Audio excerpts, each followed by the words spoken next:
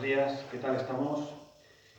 Vamos a comenzar la segunda parte del tema 11. Tema 11, segunda parte. Os recuerdo que os comenté que la íbamos a dividir, este tema, el tema 11 lo íbamos a dividir en tres partes. Vamos con la segunda y dentro de lo que es la segunda vamos a repasar polígonos. Vamos a ir con polígonos. Voy a poner algunos ejemplos, pues un polígono normal y corriente podría ser un triángulo, podríamos también tener un cuadrilátero, podríamos tener un pentágono de 5 lados y un hexágono, por ejemplo. Estos son polígonos. Vamos a ver algunos detalles. Lo que yo acabo de marcar con negro, todo lo de fuera, se llama perímetro, ¿de acuerdo? Es el perímetro, lo que rodea a la figura. Y luego, el polígono realmente es todo lo que está dentro, ¿de acuerdo? Todo lo que está completamente dentro. Entonces, vamos a entender por qué los polígonos o las líneas poligonales hay alguna pequeña variación. Pero os voy a decir sobre todo lo más sencillo.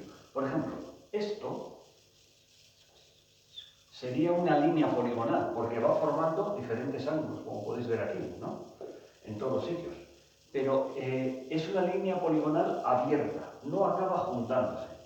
Sin embargo, en todos estos casos, las líneas poligonales vemos que se acaban cerrando. En todos los sitios está cerrado. Entonces ya sí que formamos un polígono. Si la línea poligonal está abierta, si queda abierta, por ejemplo así, si no hay una línea que una esto, no es un polígono, sería una línea poligonal abierta. Pero bueno, esto no es importante, ¿eh? Lo importante es que nos centremos ahora en los polígonos. Entonces, dentro de los polígonos tenemos, por ejemplo, el triángulo, 3 lados, muy fácil, cuadrilátero, obviamente 4, pentágono 5 y hexágono 6. Pero fijaros una cosa, yo ahora voy a dibujar un pentágono, pero con diferente forma.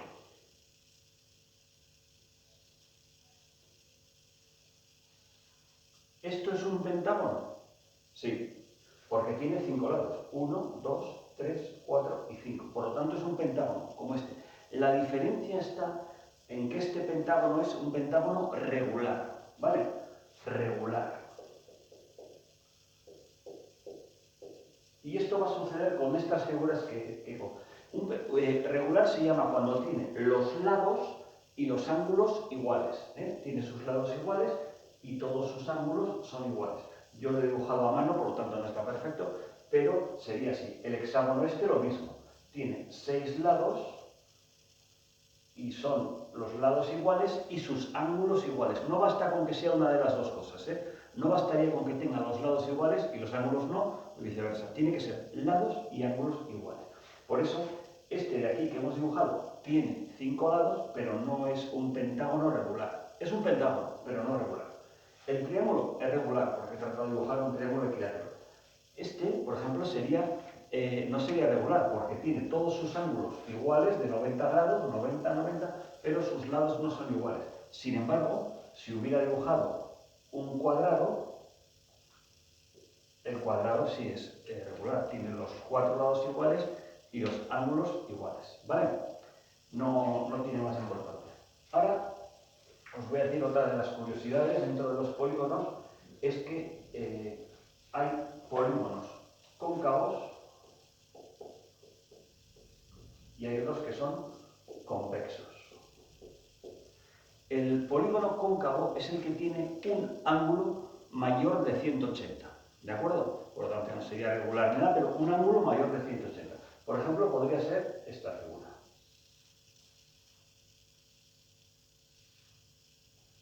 Fijaros que todos sus ángulos son menores de 180, menores de 180, menores de 180, menores de 180, pero sin embargo, como está dentro, se tienen los ángulos interiores, es mayor que 180, ¿de acuerdo? Mayor que 180 grados.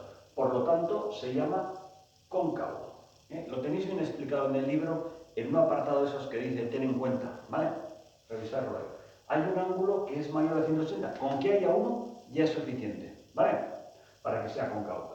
Y el convexo sería como este, es decir, son lo que se llaman los polígonos, por decirlo de alguna manera, normales, es decir, que todos sus ángulos son menores que 180.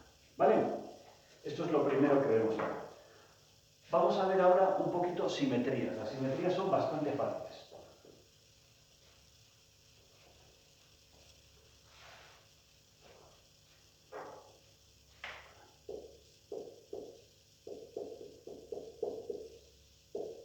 Simetrías. Vamos a ver algún ejemplo así sencillito. Hay 4 tipos. El giro, hay más, pero vamos a ver los 4. Giro, traslación,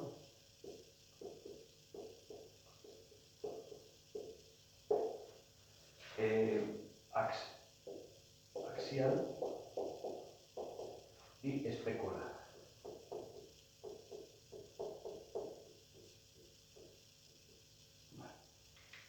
Entonces, el giro, si nosotros tenemos una figura cualquiera, imaginaros un triángulo, y yo lo voy a girar a partir de aquí, de este punto, es decir, cojo el triángulo y lo hago así, se convertiría en una figura, según cuántos grados vayamos a girar, irá más hacia arriba, más hacia abajo, etc. ¿Vale? En este caso podría quedarnos así. Es decir, hemos girado el triángulo sobre un eje, que es este eje. ¿Vale? Luego, la traslación es si yo tengo aquí un triángulo, consigo hacer mediante traslación, es decir, avanzando todos los puntos lo mismo, este punto lo mismo y este punto lo mismo, conseguimos un triángulo exactamente igual, pero que está en paralelo. Y la clave está en que sus lados, este lado de aquí es paralelo a este es paralelo a este y este es paralelo a este. ¿De acuerdo? Eso se llamaría traslación, que en realidad es mover algo, ¿no?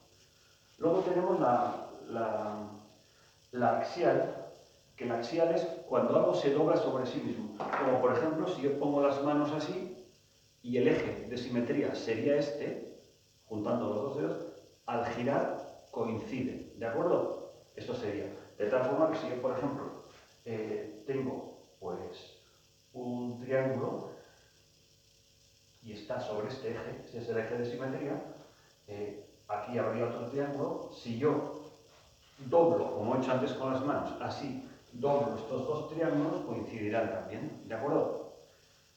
Y por último, la especular es parecida a esa, pero con separación, es decir, se llama especular, es como cuando nos miramos a un espejo. Nosotros no ponemos la nariz en el espejo, si nos separamos, nos vamos viendo a la misma distancia, es decir, la figura que aparece en el espejo, si tú vas hacia atrás, también se va alejando, ¿de acuerdo? Entonces, sería, por ejemplo, poner aquí un triángulo, con una distancia, la que sea, y aquí tendría la misma distancia y aparecería cero. También si giramos volverían a coincidir, pero sin embargo no están apoyados, si os veis, no están apoyados sobre el mismo eje como estaba aquí. Aquí hay una separación, es decir, porque tú no te pegas al espejo. Se llama especular, viene de espejo. ¿De acuerdo? Vale, eso sería la parte dentro de esta parte, la otra.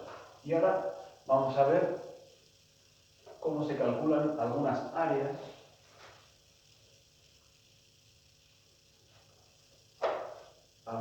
¿de acuerdo? Voy a poner los más normales, ¿de acuerdo? Para calcular su área, un rectángulo, un cuadrado, voy a hacer un romboide también.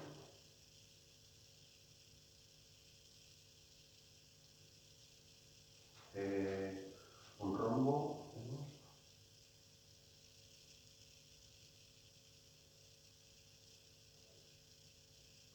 Y o sea, un triángulo, por ejemplo, y un trapecio.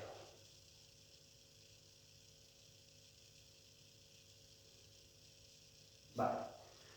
Lo más importante, lo que más veces se repite, es que el área es igual a base por altura. Vale, y en la fórmula esta, multiplicar la base por la altura, es la que más vamos a utilizar a la hora de calcular cualquier cosa de estas, ¿no? Entonces, para el rectángulo sería muy sencillo. base es esta, base por la altura, que es esta, y el resultado nos da el área. Obviamente nos va a dar el resultado en centímetros cuadrados o metros cuadrados, que vamos a usar, pero siempre elevado al cuadrado, nos va a dar el área resultante. Con el cuadrado, que es prácticamente primo hermano de este, si multiplicamos la base por la altura, nos iba a dar lo mismo, nos iba a dar también el área del cuadrado. Pero como el lado este del cuadrado tiene los cuadrados iguales, la base, en este caso, es igual a la altura. Por lo tanto, se suele poner, en vez de base por altura, se pone lado por lado. ¿De acuerdo? Que es lo mismo, ¿eh? Da igual, podéis poner base por altura que lado por lado. Y nos iba a dar el mismo resultado. Vale. Vamos ahora aquí con el romboide. El romboide, el área es también igual. Base por altura. Ya alguien pensará, qué raro, ¿cómo va a poder ser esto? Lo que ocurre es que hay que tener en cuenta una cosa, que esta es la base. Muy importante lo que voy a decir ahora. Pero la altura no es esta, ni tampoco esta. La altura es esta, en perpendicular. Importantísimo, ¿eh? ¿Vale? La podríamos poner aquí, ¿eh? La altura, da igual. Base por altura.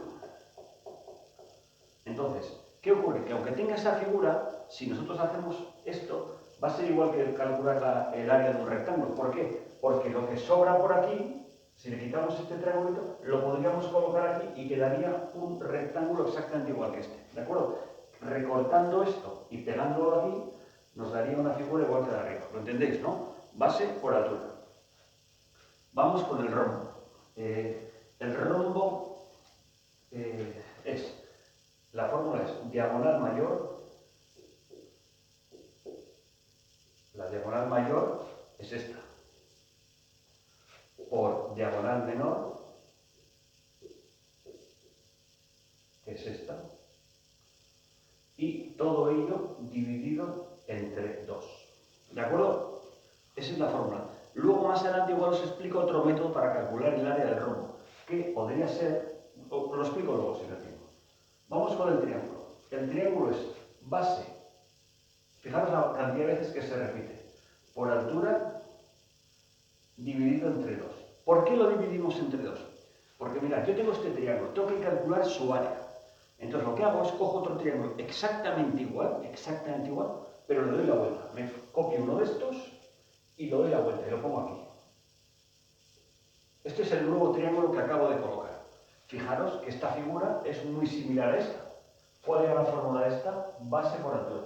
Por lo tanto, para calcular el área del triángulo, pongo otro triángulo igual invertido y es base por altura. Pero como solamente me interesaba esto, que era lo que hemos empezado, lo divido entre 2 y esto ya se va, no me interesa. Pero lo he utilizado para poder calcular el área. ¿Me habéis entendido? Cojo un triángulo cualquiera, lo voy a repetir por si acaso.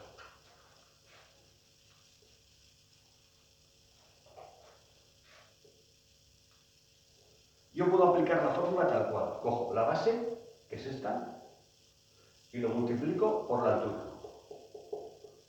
Y ya está, y lo divido entre 2. Ya tengo resuelto el área. Pero si quiero saber de dónde proviene esto, es porque he cogido un triángulo exactamente igual, lo coloco aquí al lado y hago base por altura, sin dividirlo entre 2. Y me da lo mismo que, por ejemplo, este, que es un romboide, ¿no? Un romboide. Entonces, ahora, como solamente me interesaba esta parte de esto, este sale fuera y lo divido entre 2. ¿Vale? Y por último, el trapecio. El trapecio. Lo que se hace con un trapecio es lo mismo que he hecho con el triángulo. Cojo otro trapecio igual y lo coloco aquí abajo. Y ya tengo un romboide. Entonces hago base mayor, que es esta, más base menor, que es esta, dividido entre 2. ¿Por qué? Quito todo esto. Vale, puede ser un poquito complicado y sobre todo en este tema lo que os comenté al principio. Salen muchos nuevos nombres, salen fórmulas y por eso me gusta más que en teoría memorizarlas, como por ejemplo el área del triángulo base por altura entre 2, se puede memorizar muy fácil, pero si no intentar comprenderlas. ¿De dónde viene? Porque si coloco otro triángulo boca abajo, luego pues lo sumo y lo divido entre 2 y tal. un poquito tratar de entenderlo. ¿Vale? Pues bueno, eso es todo y nos vemos enseguida en el tema 11, parte 3. Venga.